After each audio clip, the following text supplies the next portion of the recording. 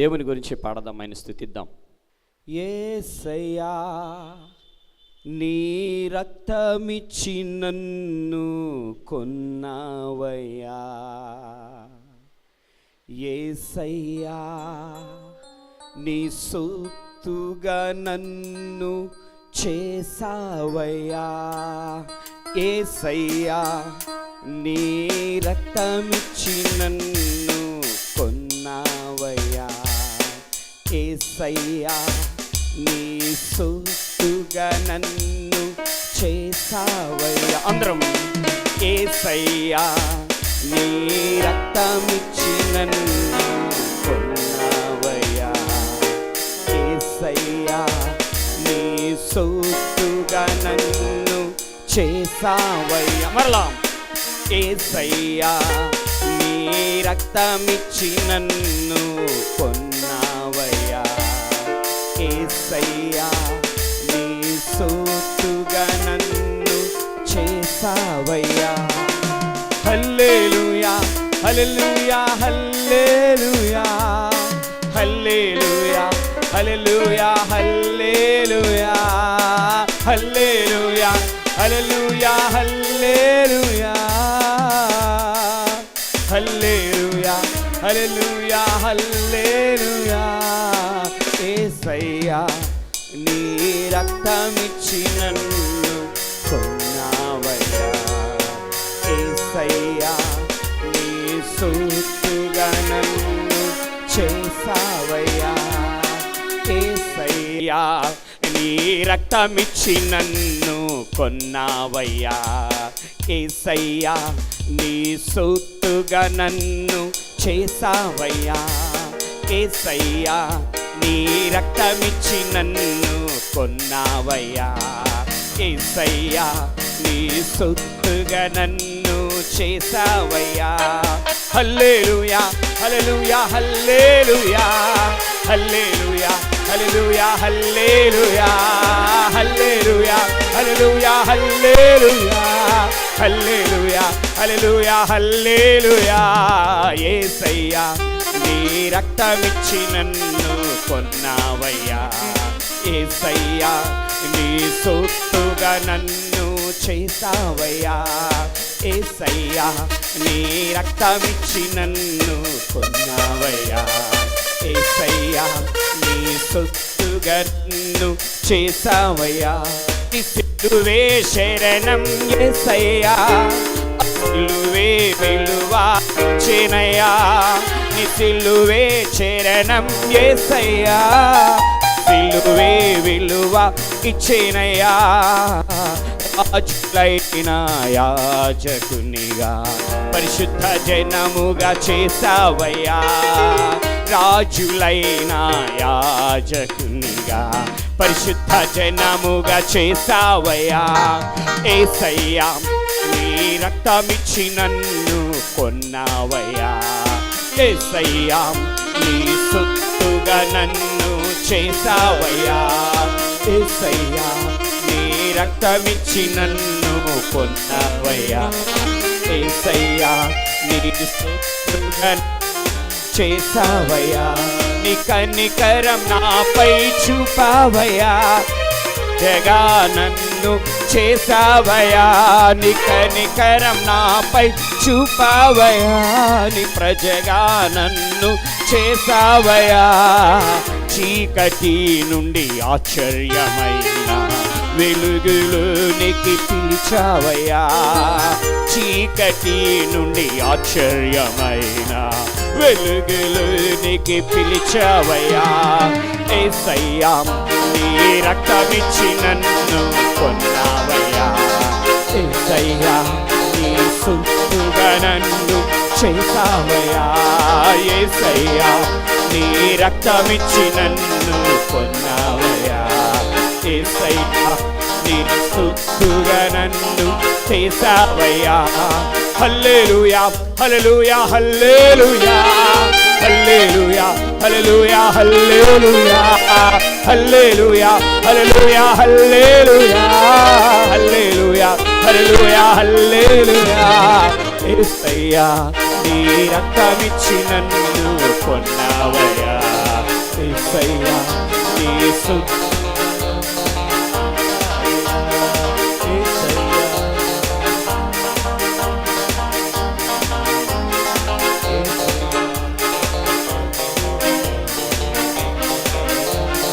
పరమును నాకై విడిచావయ్యా, రిక్తుడవై భువికి తెంచావయ్యా. పరమును నాకై విడిచావయ్యా, రిక్తుడవై భువికి తెంచావయ్యా. శపితమైన నాకై మరణించి పరమ జీవమునిచ్చావయ్యా. శపితమైన నాకై మరణించి పరమ జీవమునిచ్చావయ్యా. యేసయ్యా నీ రక్తమిచ్చి నన్ను కొన్నావయ్యా. యేసయ్యా నీ సొత్తుగా నన్ను చేసావయ్యా. యేసయ్యా నీ రక్తమిచ్చి నన్ను కొన్నావయ్యా. యేసయ్యా నీ సొత్తుగా నన్ను చేసావయ్యా.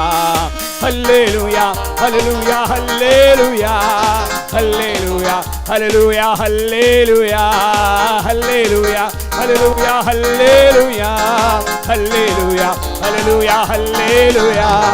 యేసయ్యా నీ రక్తమిచ్చి నన్ను కొన్నావయ్యా.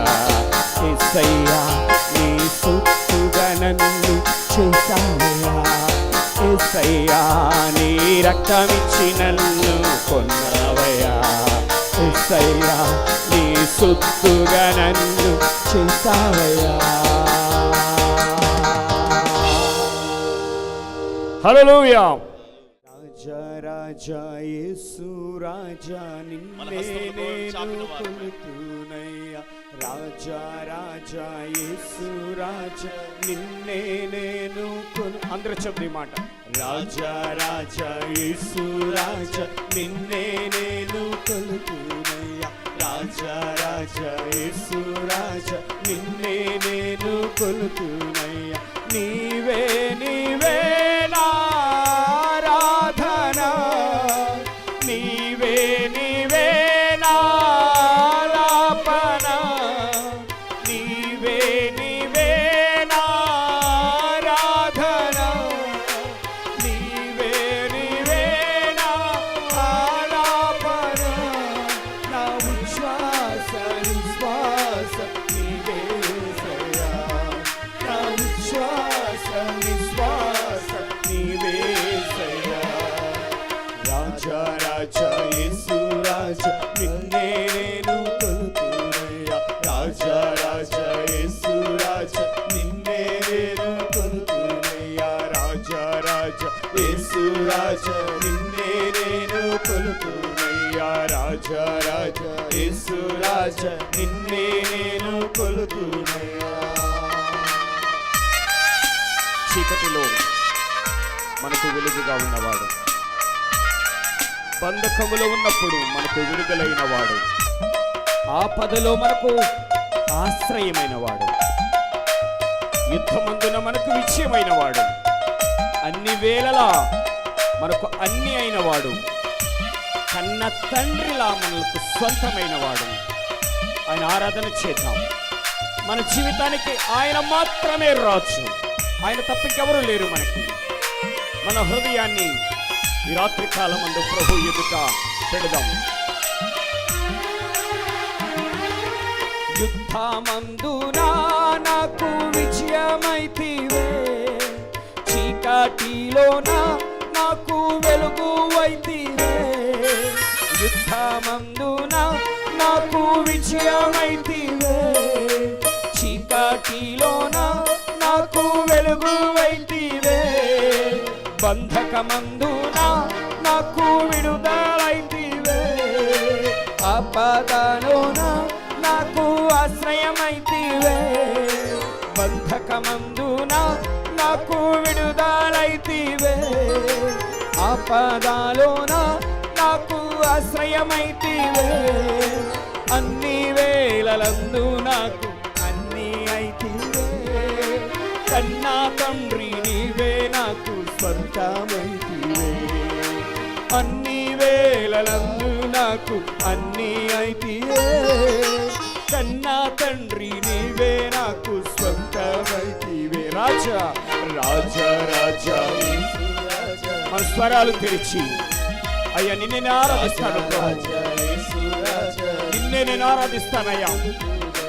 రాజా రాజా యేసు రాజా నిన్నే నేను కొలుతునయ్యా. రాజా రాజా యేసు రాజా నిన్నే నేను కొలుతునయ్యా.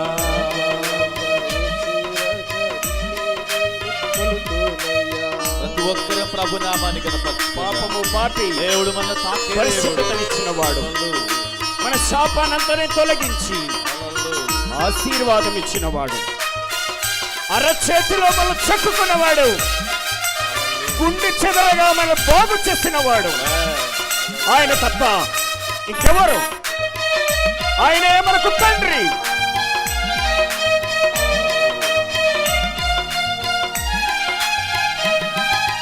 పాపము పాపి పరిశుద్ధతనిచ్చితివి, శాపము పాపి ఆశీర్వాదమిచ్చితివి. పాపము మాపి పరిశుద్ధతనిచ్చితివి, శాపము మాపి ఆశీర్వాదమిచ్చితివి. అరచేతిలో నన్ను చెక్కుకొంటివి, గుండె చెదరాగా నన్ను బాగు చేసితివి. అరచేతిలో నన్ను చెక్కుకొంటివి, గుండె చెదరాగా నన్ను బాగు చేసితివే. అన్ని వేళలందు నాకు అన్ని అయితివే. కన్నా తండ్రి నీవే నాకు స్వంతమైతివే. అన్ని వేళలందు నాకు అన్ని అయితివే. కన్నా తండ్రి నీవే నాకు స్వంతమైతివే. రాజా రాజా యేసు రాజా నిన్నే నేను కొలుతునయ్యా. రాజా రాజా యేసు రాజా నిన్నే నేను కొలుతునయ్యా. రాజా రాజా యేసు రాజా నిన్నే నేను కొలుతునయ్యా. రాజా రాజా యేసు రాజా నిన్నే నేను కొలుతునయ్యా. రాజా రాజా యేసు రాజా నిన్నే నేను కొలుతునయ్యా. రాజా రాజా యేసు రాజా నిన్నే నేను కొలుతునయ్యా. రాజా రాజా యేసు రాజా నిన్నే నేను కొలుతునయ్యా. రాజా రాజా యేసు రాజా నిన్నే నేను కొలుతునయ్యా. రాజా రాజా యేసు రాజా నిన్నే నేను కొలుతునయ్యా. నీవే నీవే నా ఆరాధన, నీవే నీవే నా ఆలాపన, నీవే నీవే నా ఆరాధన, నీవే నీవే నా ఆలాపన, నీవే నీవే నా ఆరాధన, నీవే నీవే నా ఆలాపన. నా ఉచ్ఛ్వాస నిశ్వాసం నీవేసయ్యా. నా ఉచ్ఛ్వాస నిశ్వాసం నీవేసయ్యా. నా ఉచ్ఛ్వాస నిశ్వాసం నీవేసయ్యా. నా ఉచ్ఛ్వాస నిశ్వాసం నీవేసయ్యా. నా ఉచ్ఛ్వాస నిశ్వాసం నీవేసయ్యా. నా ఉచ్ఛ్వాస నిశ్వాసం నీవేసయ్యా. రాజా రాజా రాజా యేసు రాజా అయ్యా నిన్నే నిన్నే నేను ఆరాధిస్తాను ప్రభు. నిన్నే ప్రభు, నిన్నే రాజా. యేసు రాజా నిన్నే నేను కొలుతునయ్యా. యేసయ్యా ఈ రాత్రి కాలమంతా మనం చూస్తూ ఉన్నాయా అయ్యా. నిన్నే నిన్నే ప్రభు. రాజా రాజా యేసు రాజా నిన్నే నేను కొలుతునయ్యా. రాజా రాజా యేసు రాజా నిన్నే నేను కొలుతునయ్యా. రాజా రాజా యేసు రాజా నిన్నే నేను కొలుతునయ్యా. రాజా రాజా యేసు రాజా నిన్నే నేను కొలుతునయ్యా. నిన్ను మాత్రమే ప్రభు, నిన్ను మాత్రమే దేవా, నిన్నే నిన్నే ప్రభు. ఎందుకంటే యుద్ధములో నాకు విజయమునిచ్చిన వాడు, చీకటిలో నాకు వెలుగుగా ఉన్నవాడు. ఆపదలు నాకు ఆశ్రయముగా ఉన్నవాడు, నా పాపాన్ని తీసి పరిశుద్ధతనిచ్చిన వాడవు, నా శాపాన్ని తొలగించి దాని స్థానములో ఆశీర్వాదమునిచ్చిన వాడవు. నిన్ను తప్ప ఇంకెవరిని నేను ఆరాధించగలను ప్రభు? అయా, నువ్వు నన్ను అరచేతిలో చిక్కుకున్నావు, నా గుండె చెదిరిన స్థితిలో బాగు చేస్తావు. అన్ని వేళలా నాకు అన్నీ అయిన వాడవు, నా కన్న తండ్రి, నాకు సొంతమైన వాడవు. నిన్నే నా జీవితానికి నీవు మాత్రమే రాజు, నీవు మాత్రమే రాజు ప్రభు, నీవు మాత్రమే రాజు ప్రభు.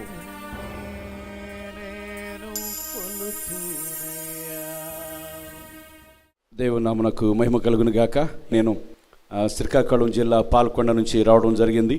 కానీ నేను ఇక్కడి వాడిని, కృష్ణా జిల్లా ఉనికిలి గ్రామానికి చెందినవాడిని. నా చదువంతా కూడా మచిలీపట్నం నోబుల్ హై స్కూల్ అక్కడ చదివి, ఆ తర్వాత ఏలూరు దగ్గర నుండి చింతలపూడిలో కాలేజీ స్టడీస్ ముగించుకొని, ఆ తర్వాత హైదరాబాద్లో ఉంటుండగా దేవుడు తన పని కొరకు నన్ను పిలిచి శ్రీకాకుళానికి తీసుకెళ్ళడం జరిగింది. అక్కడే వివాహమైన తర్వాత అక్కడే దేవుని పనుల్లో ఉండడం కూడా జరిగింది అని నేను మీకు తెలియజేస్తూ ఉన్నాను. ప్రభు ఇదంతా కూడా ఇందాక ఆయన చెప్పినట్లుగా మేము పెద్దవారం గొప్పవారు అని కాదు, కానీ దేవుడు తన యొక్క పనిలో అల్పులము అయోగ్యులము ఎన్నికలైన మమ్మలను ఎంచుకొని ఆయన యొక్క పనిలో మమ్మలను భాగస్తులు చేశాడు. దాన్ని బట్టి నిత్యము ఎల్లప్పుడూ కూడా నిరంతరము కూడా ఆయనకి మేము రుణస్తులుగానే ఉంటాము అని నేను చెప్పగలుగుతూ ఉన్నాను. ప్రత్యేకంగా ఆరాధన నడిపిస్తున్నటువంటి దైవ సేవకులు కిరణ్ గాంధీ గారు మా మేనల్డు, మా అక్క కుమారుడు, వారు నన్ను ఎంతో ప్రేమించిన వారు. మా ప్రియమైన అక్కల్లో తన తల్లి కూడా ఒక ముఖ్యురాలు, నన్ను ఎంతో ప్రేమించే అక్క ఆమె. నేను నోబెల్ హాస్టల్లో చదువుతున్నప్పుడు కూడా ప్రతి ఆదివారం సాయంకాలం ఉదయం చర్చి నుంచి వచ్చిన తర్వాత మధ్యాహ్నం నుంచి నాకు పిండి వంటలు వచ్చాయి, తీసుకొచ్చి ఇంటి దగ్గర అక్కడ హాస్టల్లో తినడానికి, ఫ్రెండ్స్ పెట్టడానికి, ఈ విధంగా నన్నెంతో ప్రేమించే అక్క. కనుక తన కుమారుడు ఇలా దేవుని పనిలో ఉండటం అనేది కుటుంబానికి ఎంతో దీవెనకరమైంది. తను యొక్క ప్రవచన ఛానల్ అని ఏర్పాటు చేసి దేవుని పనిలో వాడబడుతూ ఉన్నాడు అని తెలిసినప్పుడు, అది విన్నప్పుడు ఎంతో ఆనందాన్ని, ఎంతో సంతోషాన్ని అనిపించాను. ఆ తర్వాత ఈ విధంగా సాయంకాల సమయాల్లో కూడా ఈ పరిచర్యలో వాడబడుతున్నాడు అని వినినప్పుడు, తెలిసినప్పుడు, ఈ యొక్క ఫేస్బుక్లో అకౌంట్లో ఈ ఛానల్ చూసినప్పుడు చాలా ఆనందించాను. మా కుటుంబాల్లో అందరూ కూడా చాలా వరకు ప్రతి కుటుంబాన్ని కూడా ఒక్కొక్కరిద్దరు చొప్పున దేవుని పనిలో ఉండడం అనేది దేవుడు మాకు ఇచ్చిన గొప్ప ఆధిక్యతగా, భాగ్యంగా మేము భావిస్తూ ఉన్నాం. అయితే నేను పాల్కొండ ఆ ప్రాంతంలో చిన్న పరిచర్యను జరిగిస్తూ ఉన్నాను. 30 సంవత్సరాలుగా ఆ ప్రదేశం ఉండి దేవుని పనిలో ఉంటూ ఉన్నాను. అయితే గడిచిన 2016 జూలై 1వ తారీఖున దేవుడు అంతవరకు నేను చేస్తున్న పనిని విడిచిపెట్టి, దేవుడు వేరే ప్రత్యేకమైన పని కొరకు నన్ను ప్రత్యేకపరిచి పిలిచిన కారణం చేత 29 సంవత్సరాలుగా పనిచేస్తున్నటువంటి ఒక సంఘాన్ని విడిచిపెట్టి అక్కడి నుంచి మరలా బయటకు వచ్చి క్రొత్తగా మళ్ళీ గ్రౌండ్ లెవెల్ నుంచి పని ప్రారంభించడం జరిగింది. అప్పటి నుంచి కూడా దేవుడు మమ్మల్ని ఆదరిస్తూ ఉన్నాడు. ప్రస్తుతము మాకు 2 బ్రాంచీలు కలిగి పాల్కొండలో మెయిన్ బ్రాంచ్ కూడా 90 మంది అక్కడ ఆరాధనకు వస్తూ ఉన్నారు. మాకంతా కూడా ఏజెన్సీ ఏరియా ఉంటుంది మా దగ్గరలో, సవర ఏరియా అని, సవర పీపుల్ అక్కడ ఉంటారు, కొండల మీద నివసిస్తూ ఉంటారు. వారి మధ్య కూడా మేము పరిచయం చేస్తూ ఉన్నాం. కనుక అక్కడ కూడా ఒక 2 బ్రాంచీలు కలిగి అక్కడ దైవారాధన జరిగిస్తూ ఉన్నాం. కనుక ఇదంతా కూడా దేవుడు మమ్మల్ని బలపరుస్తూ మమ్మల్ని ముందుకు నడిపిస్తూ ఉన్నాడు. ఈ మాటలు ఈ విధంగా మీ ముందుకు చేరి ఆ ప్రాంతాల్లో జరుగుతున్న సేవను గురించి మీకు చెప్పడానికి నేనంత సంతోషిస్తూ ఉన్నాను. ప్రత్యేకంగా మా గురించి, మా పరిచర్య గురించి కూడా మీరు ప్రార్థన చేయవలసిందిగా నేను మీకు ప్రేమతో మనవి చేస్తూ ఉన్నాను. సరే దేవుని వాక్యంలోనికి మనం వెళదాం. కీర్తనల గ్రంథం నుంచి 119వ కీర్తన 68వ వచన భాగాన్ని చదువుకుందాం. నీవు దయాళుడివై మేలు చేయుచున్నావు, నీ కట్టడలను నాకు బోధింపుము అనే మాట ఇక్కడ మనం చదువుతూ ఉన్నాం. ఇక్కడ చూస్తే కీర్తనకారుడు ఇక్కడ దేవుని యొక్క స్వభావాన్ని, మన దేవుని యొక్క ఆ గుణాలలో ఉన్నట్టు ఒక సత్యాన్ని ఇక్కడ తెలుపుతున్నట్లుగా మనం ఇక్కడ చూడగలుగుతూ ఉన్నాం. ఇక్కడ అంటున్నాడు, నీవు దయాళుడివై మేలు చేయుచున్నావు అనే మాట మనం చూడగలుగుతూ ఉన్నాం. అదే మనము ఇంగ్లీష్ బైబిల్లో చూసినట్లయితే you are good and what you do is good అనే మాట మనం చదువుతూ ఉన్నాం. అంటే నీవు మంచివాడవు, నువ్వు చేసేదంతా కూడా మంచే అనేటువంటి అర్థాన్ని ఇచ్చేదిగా ఇంగ్లీష్ బైబిల్లో రాయబడి ఉంది. హెబ్రీ భాషలో నుంచి అనువదించబడినప్పుడు ఇది తెలుగులోకి వచ్చే సమయానికి దయాళుడు అనే మాట ఉపయోగిస్తున్నట్లుగా మనం చూడగలుగుతూ ఉన్నాం.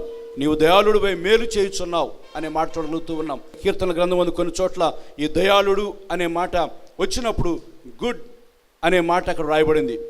నీ కృప అని మాట వచ్చినప్పుడు గుడ్నెస్, దేవుని యొక్క గుడ్నెస్ అనే పదాలు, ఇంగ్లీష్ పదాలు ఉపయోగించినట్లుగా మనం చూడగలుగుతాం. కనుక స్పష్టంగా దేవునికి ఇంగ్లీష్ బైబిల్ చూస్తే you are good and what you do is good.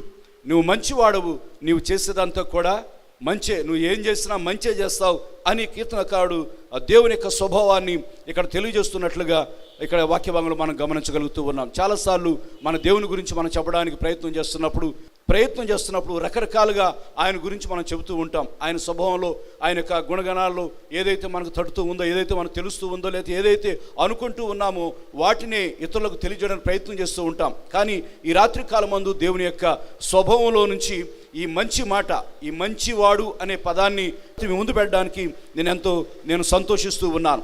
ఆయన నమ్మకమైన వాడు, ఆయన మంచివాడు, ఆయన ఏం చేసినా మంచే చేస్తాడు అనేది మనం గ్రహించాలి.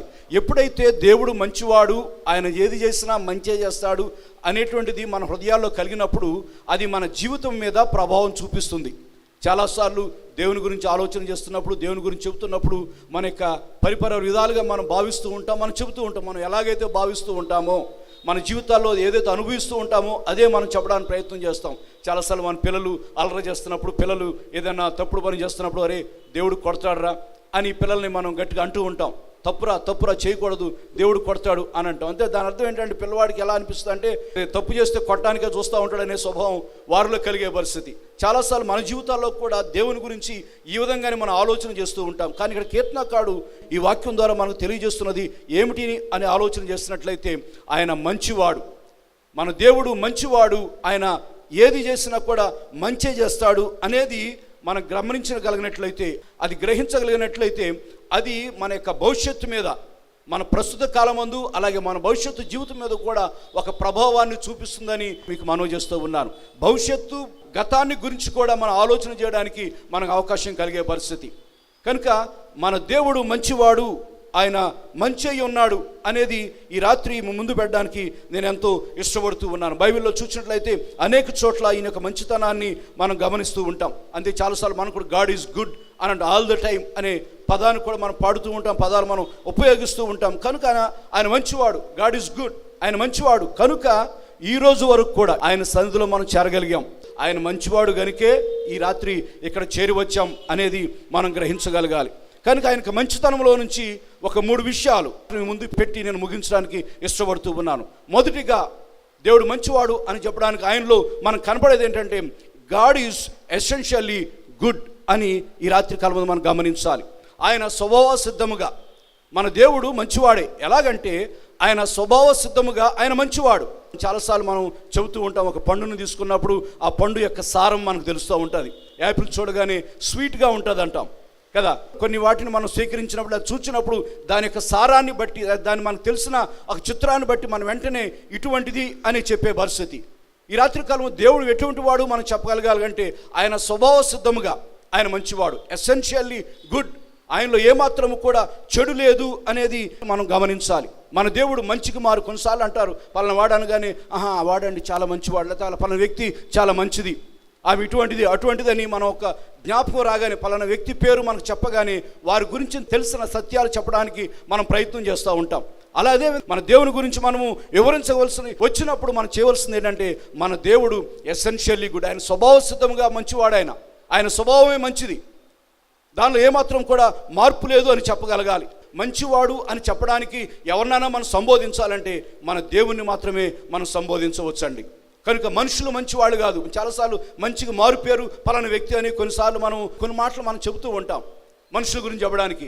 కానీ దాన్ని ఎంత మాత్రం కూడా నేను ఇష్టపడిన. కానీ ఈ రాత్రి కాలం మందు దేవుడు స్వభావసిద్ధంగా మంచివాడు అంటే ఆయనలో ఎటువంటి చెడుతనము కానీ, ఎటువంటి చెడు కానీ, కీడు కానీ మనకు కనిపించదు. దేవుని యొక్క స్వభావంలో ఆయన ఎల్లప్పుడూ కూడా మంచివాడే. ఎసెన్షియల్లీ ఆయనలోంచి వచ్చేది ప్రతిదీ కూడా మంచిది అని ఈ రాత్రి ఈ సత్యాన్ని మీరు గమనించవలసిందిగా నేను మీకు మనవి చేస్తూ ఉన్నాను. దేవుని గురించి యేసును ఆనుకున్న, రొమ్మును ఆనుకుని శిష్యుడు చెబుతున్నప్పుడు అంటాడు కదా, దేవుడు వెలుగై ఉన్నాడు, చీకటి ఎంత మాత్రమును కూడా లేదు అని తన యొక్క సువార్తలో రాస్తున్నట్లుగా మనం చూడగలుగుతూ ఉన్నాం. ఎందుకంటే దేవునితో యేసుక్రీస్తు చాలా దగ్గరగా ఉన్నవాడు కనుక దేవుని గురించి చెప్పాల్సి వచ్చినప్పుడు ఆయన చెబుతూ అంటాడు కదా, యోహాన్ అంటాడు కదా, దేవుడు వెలుగై ఉన్నాడు, దేవుడు అనేవాడు వెలుగు కనుక ఆయనలో చీకటి లేదు.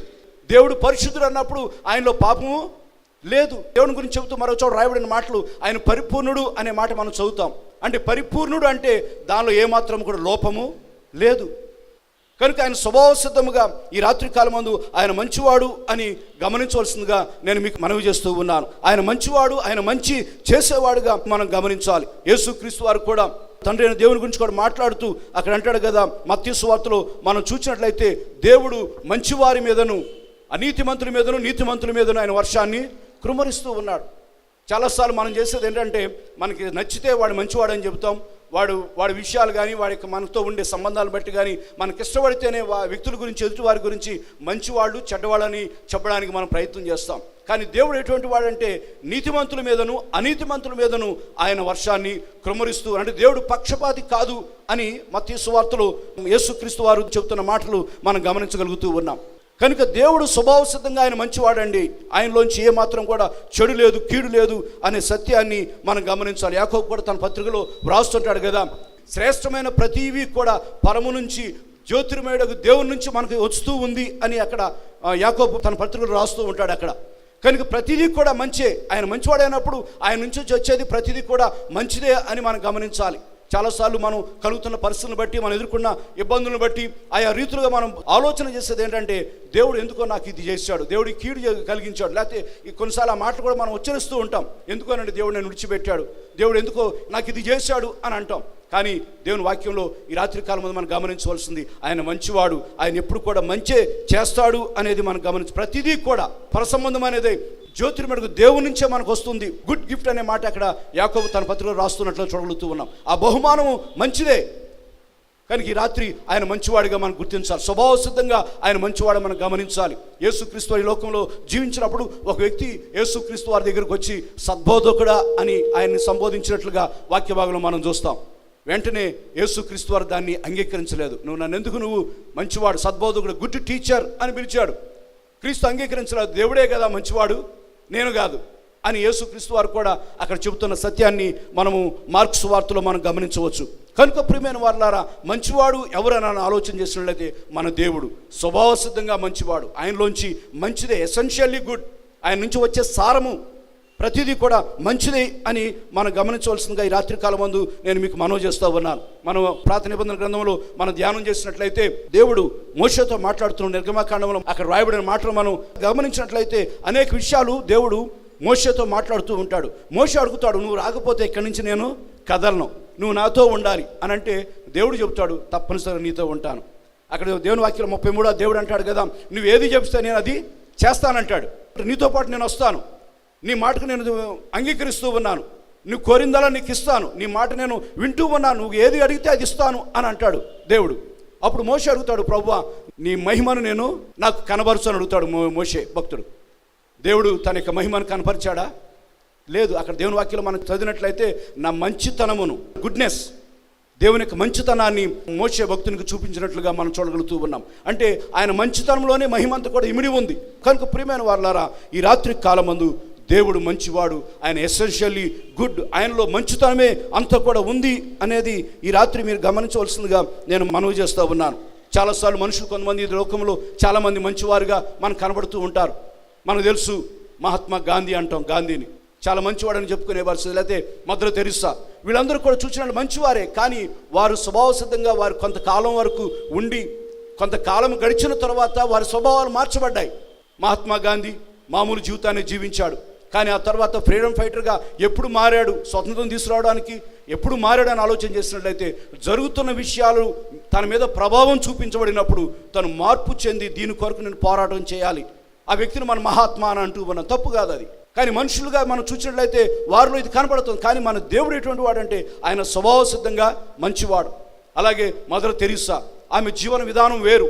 కానీ ఎప్పుడైతే మన దేశం ముందు వచ్చి పేదవారిని చూసినప్పుడు, కుష్ఠ రోగులను గమనించినప్పుడు వారిని చూసి కదిలించబడి ఆమె చేసిందంటే తను మార్పు చెంది ఆ పరిచర్య చేయటం కొరకు తను సమర్పించుకున్న విషయాలను మనకు కూడా బాగా తెలిసిన విషయమే. కనుక వారు ఎసెన్షియల్లీ గుడ్ కాదు, వారు స్వభావసిద్ధంగా మంచివారు కాదు. కానీ మార్పు ఎప్పుడు వచ్చిందంటే వారి జీవితాల్లో జరుగుతున్న పరిస్థితులు బట్టి మార్పు చెందిన వారిగా మనం గమనించగలుగుతూ ఉన్నాం.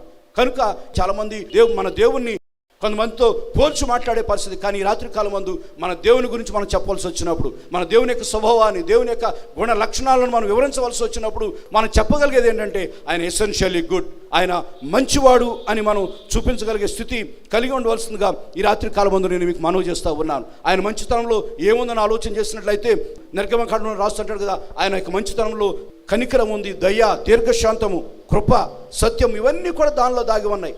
న్యాయం కూడా దానిలో దాగి ఉంది. ఆ మంచితనం అంటే గుడ్నెస్, దేవుని యొక్క గుడ్నెస్ అంటే ఆయన యొక్క సారములో, ఆయన నుంచి వచ్చే ప్రతి దానిలో కూడా ఇవన్నీ కూడా దాగి ఉన్నాయని మోషే ఆ గ్రంథమందు వ్రాస్తున్నట్లుగా మనం చదువుతూ ఉన్నాం. అందుకే మోషే దేవుని గురించి పాడవలసి వచ్చినప్పుడు అంటాడు కదా, వేల్పులలో నీ వంటి వాడు ఎవరున్నారు, నీ వంటి వాడు, నీకంటే మంచివాడు ఎవరున్నారు అని మోషే దేవుని గురించి పాడుతున్న సత్యాన్ని మనం గమనించాలి. కనుక ఈ రాత్రి కాలం ముందు మొదటిగా దేవుడు మంచివాడు అని చెప్పడానికి ప్రాముఖ్యంగా మనం గ్రహించవలసింది ఆయన ఎసెన్షియల్లీ గుడ్, ఆయన స్వభావసిద్ధంగా మంచివాడు, ఆయన స్వభావమే మంచిది అనేది ఈ రాత్రి మనం గమనించాలి.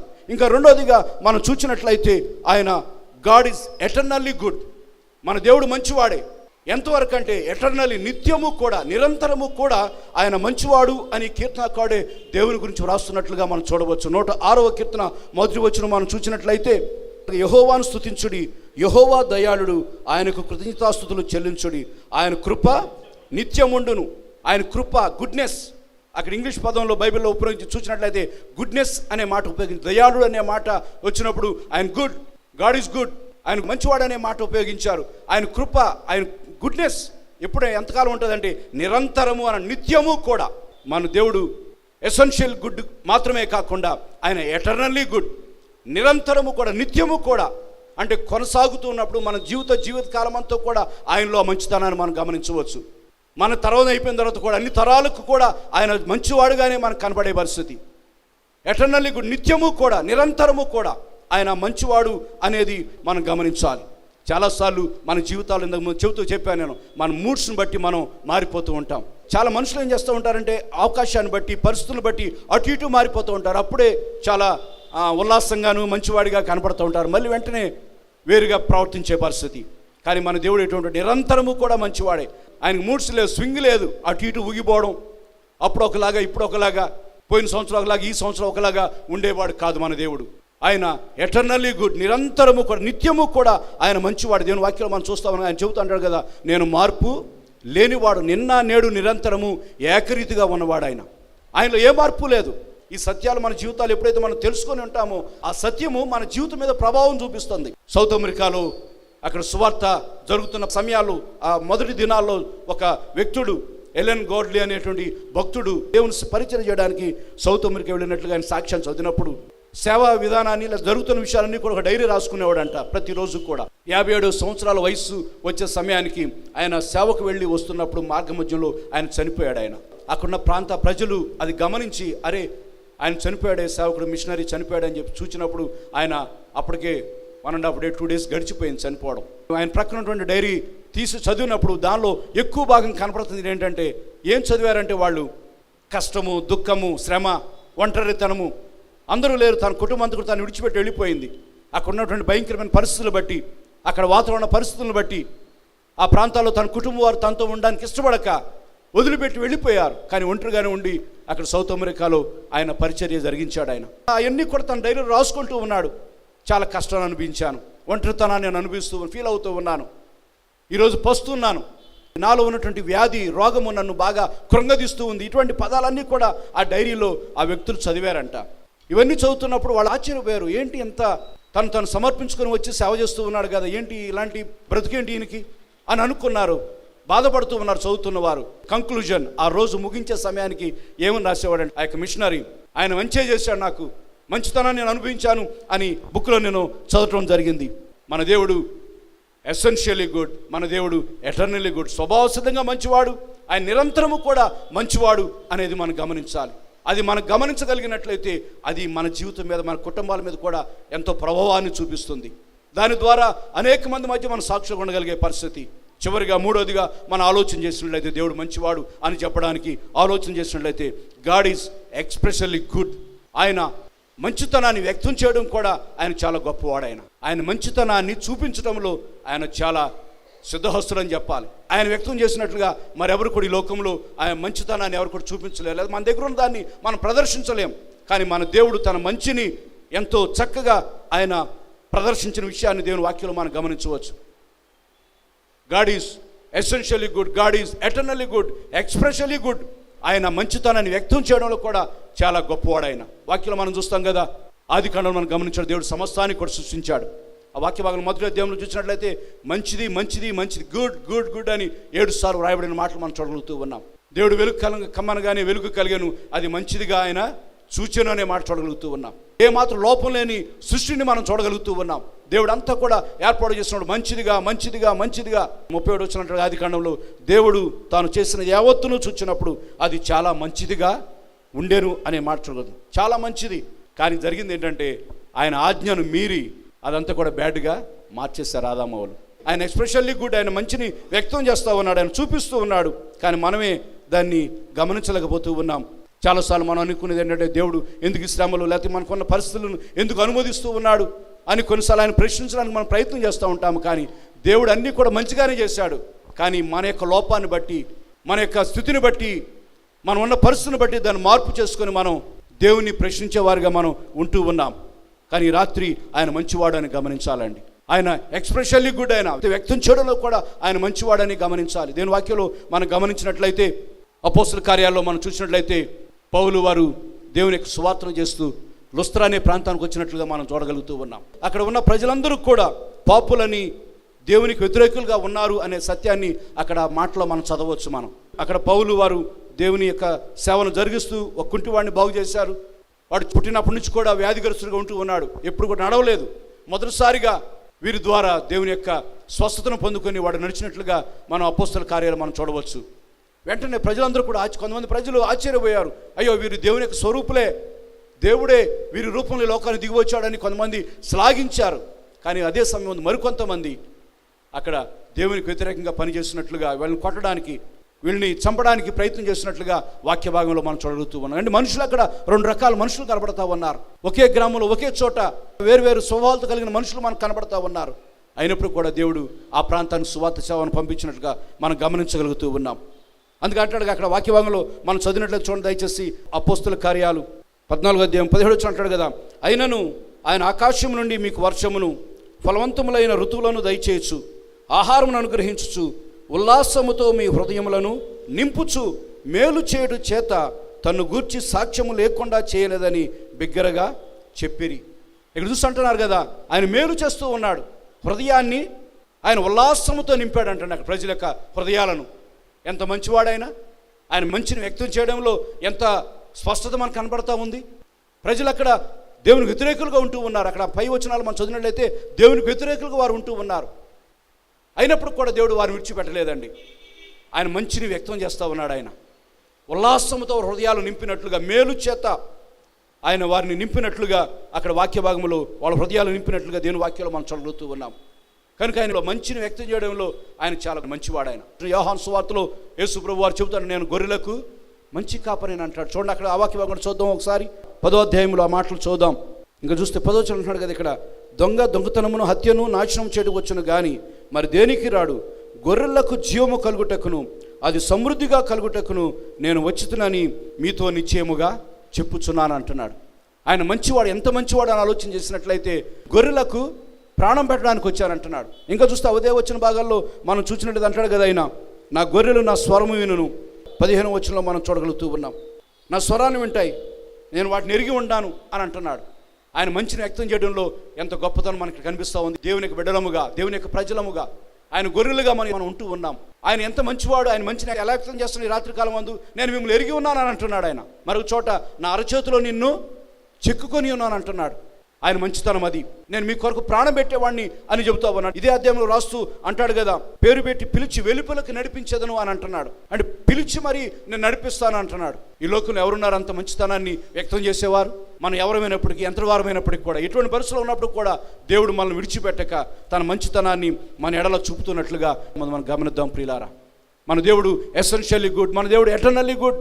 అంతే మాత్రమే కాకుండా మన దేవుడు ఎక్స్ప్రెషన్లీ గుడ్, ఆయన మంచిని వ్యక్తం చేసేవాడుగా ఈ రాత్రి కాలం ముందు మనం గమనించాలి. మనల్ని ఎంతో ఆదరణ కలిగించే మాటలు ఇవి, మనకెంతో ధైర్యాన్ని కలిగించే మాటలు. అరచేతిలో మనం చెక్కుని అంటున్నాడు, మిమ్మల్ని పేరు పెట్టి పిలిచి వెలుపలకు నడిపించేదన్నాడు. వెలుపలు నడిపించడం అంటే మంచి ఆహారం కలిగే చోట్లకు, సేఫ్ ప్లేసెస్కి ఆయన నడిపించేవాడు. ఆయన మన పెడుతూ ఉన్న ప్రదేశాలు మనకి సేఫ్, క్షేమాన్ని భద్రతనిచ్చే ప్రదేశాలు దేవుడు మనకి ఇచ్చేవాడు. ఆయన ఎంత మంచితనాన్ని ఆయన వెల్లడి చేస్తూ ఉన్నాడు. చాలాసార్లు మనం ఏంటంటే మనం ఉన్న ప్లేస్ని, మనం కలిగి ఉన్న వాటిని మంచిగా మనకు అనిపించదు.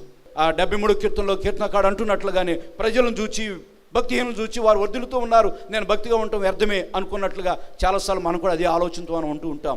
కానీ మన దేవుడు మనల్ని పెడుతున్న ప్లేస్, దేవుడు మనం నడిపిస్తున్న స్థలాలు, మనం ఎక్కడికైతే వెళుతూ ఉన్నామో, మనం ఎక్కడైతే ఉంటూ ఉన్నామో అవన్నీ కూడా అవి మంచివే, దేవుడు ఏర్పాటు చేసినవి అని మనం గమనించాలి. ఆయన మంచిని మనం వ్యక్తం చేస్తూ ఉన్నాడు నడిపించడం ద్వారా. ఇంకా దేవుని వాక్యంలో ఆదరణ కలడానికి మరో మాట చెప్పి నేను ముగించడానికి ఇష్టపడుతూ ఉన్నాను. అపోస్తలుడైన పౌలు సౌలుగా ఉన్నప్పుడు దమస్కు మార్గంలో పట్టబడ్డాడు, తన యొక్క చూపును పోగొట్టుకున్నాడు.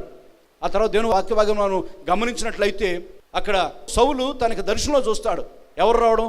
అపోస్తలుల కార్యాలు 9వ అధ్యాయం 10వ నుంచి 12వ వరకు చూసినట్లయితే ఆ మాటలో మనకు అడ్రస్ కనబడతా ఉంది అంతా కూడా. కానీ ఎందుకు ఈ మాట చెబుతూ ఉన్నానంటే దేవుడు ఎంత మంచివాడు, ఆయన మంచిని వ్యక్తం చేయడంలో ఈ మాటలు మనం గమనించవచ్చు. మనం ఆయనకు చూస్తే అడ్రస్ మనం అనుకుంటూ ఉన్నాము, కానీ ఒక వ్యక్తిని గురించి ఆయన ఎంత స్పష్టత కలిగి ఉన్నాడో నీ గురించి నా గురించి కూడా అదే స్పష్టత కలిగి ఉన్నాడు. ఇక్కడ చూస్తే అననీయుతో మాట్లాడుతూ ఉన్నాడు. దేవుడు చెబుతూ ఉన్నాడు, పలానా వీధిలో, పలానా ఇంటిలో, పలానా యూదులైనటువంటి వాడు అని ఈ మాటలన్నీ కూడా వాక్యభాగంలో మనం చూడవచ్చు. అంటే ఎంత అడ్రస్, క్లియర్ అడ్రస్ మనం గమనించవచ్చు. చాలాసార్లు మనకి అడ్రస్ మనకు తెలియదు, దేవుడు మన గురించి పట్టించుకోవట్లేదు, దేవుడు నన్ను ఏమాత్రం కూడా ఆయన దృష్టి నా మీద లేదు అని అనుకుంటూ ఉన్నాం. కానీ ఎక్స్ప్రెషన్లీ గుడ్, ఆయన మంచితనాన్ని చూపించడంలో ఆయన వంటి వారు మరి ఎవరు కూడా లేరు. పౌలు గురించి దేవుడు చెబుతూ ఉన్నాడు, అననీయతో పలానా చోటుకెళ్ళు, పలానా వీధిలో, పలానా ఇంటిలో. పౌలు కూడా దర్శనం ఏం చూశాడో కూడా అననీయతో ఆ మాట చెబుతూ ఉన్నాడు. అననీయ అనేవాడు వచ్చి నా కొరకు ప్రార్థన చేయడం అనే విషయాలు కూడా, ఆ దర్శనం కూడా ఆ వ్యక్తితో చెప్పి దేవుడు పంపిస్తున్నట్లుగా మనం చూడగలుగుతూ ఉన్నాం. చాలాసార్లు మన అడ్రస్ కనుక్కోవడం చాలా కష్టం, కానీ మన దేవుడు మన గురించిన అడ్రస్, మన గురించినటువంటి విషయాలు ఎంత స్పష్టంగా తెలిసిన వాడైనా, ఆయన మన గురించిన విషయాలు అంత స్పష్టత ఆయనలో ఉంది. కనుకే పౌలు గురించి ప్రభు అక్కడ అననీయతో చెబుతూ ఉన్నాడు కదా, పలానా వీధిలో, పలానా ఇంటిలో, పలానా వ్యక్తి తనకి దర్శనంలో అది చూచాడు, నువ్వు వెళ్ళి ఆ పని చేయాలి. అంతా కూడా ఎంత క్లియర్ కట్గా దేవుడు అక్కడ అననీయకు చెబుతున్న విషయాలను మనం గమనించగలుగుతూ ఉన్నాం. మనం ఎక్కడి వారమో, ఏం చేస్తూ ఉన్నామో అనేది పూర్తిగా దేవునికి తెలుసండి. ఆయన మంచివాడు, ఆయన మన ఎడల ఆ మంచితనాన్ని చూపిస్తూ ఉన్నాడు. చాలాసార్లు మనం ఏ సువార్త ప్రకటిస్తూ ఉన్నారంటే ప్రాస్పారిటీ గాస్పెల్ అంటే చాలా వరకు ఏంటంటే దేవుని దగ్గరికి వస్తే ఇది వస్తుంది, దేవుని దగ్గరికి వస్తే అది ఇస్తాడు అనేదే మనం సువార్తకు అందిస్తూ ఉన్నాము. కానీ మన దేవుడు ఎటువంటి వారు అని చెప్పడానికి కష్టమైపోతున్న దినాల్లో. ఒకవేళ మనం స్వస్థల కొరకే మనం చెప్పినట్లయితే వారు వస్తారు, స్వస్థత పొందుకుంటారు, మరలా వెళ్ళిపో. కానీ దేవుడు ఎటువంటి వారు అనేది మనం చెప్పగలిగితే, ముందు అది చెప్పగలగాలంటే మనం గ్రహించగలగాలి. మన దేవుడు ఎటువంటి, గాడ్ ఈజ్ గుడ్ అని అంటే మంచివాడే, ఎంత మంచివాడు అని ఆలోచన చేసినాడే. ఆయన స్వభావమే మంచిది, ఆయన పూర్తిగా ఆయన స్వభావం మంచిది. ఆయన స్వభావంలోంచి వచ్చేది ప్రతిదీ కూడా మంచిదే అని మనం చెప్పగలిగే స్థితి. ఆయన నిత్యము కూడా మంచివాడు అని మనం చెప్పగలగాలి. ఆయన సత్యాన్ని గ్రహించగలిగినట్లయితే మనుషులు దేవుని ఏమాత్రం విడిచిపెట్టరు. ఈ లోక సంబంధమైన విషయాల గురించి వారు ఆలోచన చేయరు. మన దేవుని మనం పరిచయం చేసినప్పుడు, మన దేవుని మనం చూపించినప్పుడు ఆయన మంచివాడిగా మనం చూపించాలి. ఆయన మంచినే ఎల్లప్పుడూ వ్యక్తం చేస్తాడు అని మనం చూపించగలిగినట్లయితే దాని ద్వారా దేవునిలో వారు నిలబడి దేవుని యొక్క దీవెనలు పొందుకోవడానికి దేవుని బలమైన వ్యక్తులుగా వారు ఉంటారు అని సత్యాన్ని ఎరిగిన వారమై దేవుని యొక్క మంచితనాన్ని ప్రకటించడం కొరకు, తెలియచేయడం కొరకు మనం సిద్ధపడదాం. ఈ రాత్రి కాలం దేవుడి కొద్ది మాటలు మన వెనుకల్లో దీవించునుగాక. రాజా రాజా యేసు రాజా నిన్నే నేను కొలుతునయ్యా. రాజా రాజా యేసు రాజా నిన్నే నేను అందరం రాజా రాజా యేసు రాజా నిన్నే నేను కొలుతునయ్యా. రాజా రాజా యేసు రాజా నిన్నే నేను కొలుతునయ్యా. రాజా రాజా యేసు రాజా నిన్నే నేను కొలుతునయ్యా. రాజా రాజా యేసు రాజా నిన్నే నేను కొలుతునయ్యా. నీవే నీవే నారాధనా, నీవే నీవే నాలాపనా, నీవే నీవే నారాధనా, నీవే నీవే నాలాపనా. నా ఉచ్ఛ్వాస నిశ్వాసం నీవేసయ్యా, నా ఉచ్ఛ్వాస నిశ్వాసం నీవే యేసయ్యా. రాజా రాజా యేసు రాజా నిన్నే నేను కొలుతునయ్యా. రాజా రాజా యేసు రాజా నిన్నే నేను కొలుతునయ్యా. రాజా రాజా యేసు రాజా నిన్నే నేను కొలుతునయ్యా. రాజా రాజా యేసు రాజా నిన్నే నేను కొలుతునయ్యా.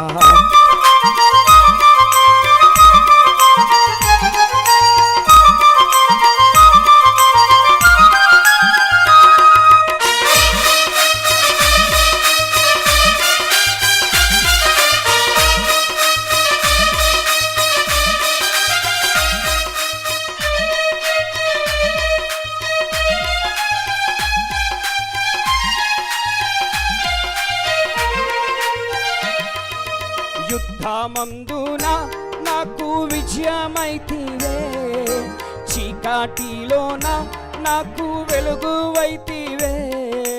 యుద్ధమందున నాకు విజయమైతివే, చీకటిలోన నాకు వెలుగువైతివే.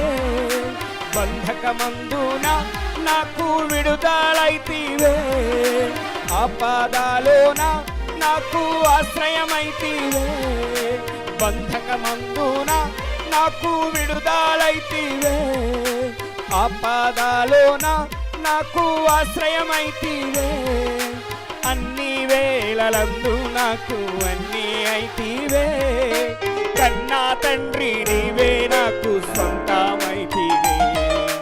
అన్ని వేళలందు నాకు అన్ని అయితివే, కన్నా తండ్రి నీవే నాకు స్వంతమైతివే. రాజా రాజా రాజా యేసు రాజా నిన్నే నేను కొలుతునయ్యా. రాజా రాజా యేసు రాజా నిన్నే నేను కొలుతునయ్యా.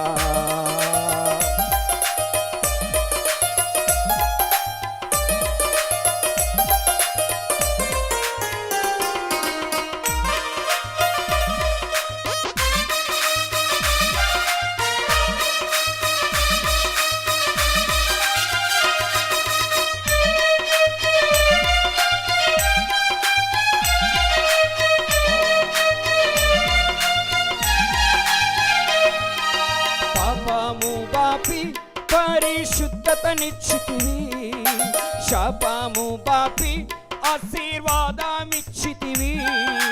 పాపము బాపి పరిశుద్ధతనిచ్చితివి, శాపము బాపి ఆశీర్వాదమిచ్చితివి.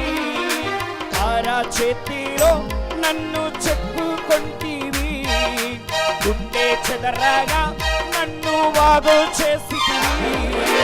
అరచేతిలో నన్ను చెక్కుకొంటివి, గుండె చెదరగా నన్ను బాగు చేసితివి.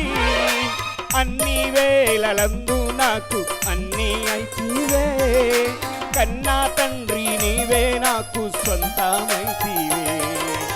అన్ని వేళలందు నాకు అన్ని అయితివే, కన్నా తండ్రి నీవే నాకు స్వంతమైతివే. రాజా రాజా యేసు రాజా నిన్నే నేను కొలుతున్నా. రాజా రాజా యేసు రాజా అందరూ చెప్పండి మాట. రాజా రాజా యేసు రాజా నిన్నే నేను కొలుతున్నయ్యా. రాజా రాజా యేసు రాజా నిన్నే నేను కొలుతున్నయ్యా. రాజా రాజా యేసు రాజా నిన్నే నేను కొలుతున్నయ్యా.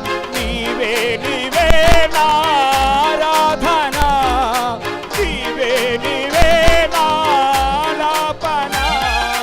నీవే నీవే నా ఆరాధన, నీవే నీవే నా ఆలాపన. నా ఉచ్ఛ్వాస నిశ్వాసం నీవే సయ్యా, నా ఉచ్ఛ్వాస నిశ్వాసం నీవే సయ్యా. రాజా రాజా యేసు రాజా నిన్నే నేను కొలుతున్నై. రాజా రాజా యేసు రాజా నిన్నే నేను కొలుతున్నై. రాజా రాజా యేసు రాజా నిన్నే నేను కొలుతున్నయ్యా. రాజా రాజా యేసు రాజా నిన్నే నేను కొలుతున్నయ్యా. హల్లెలూయా.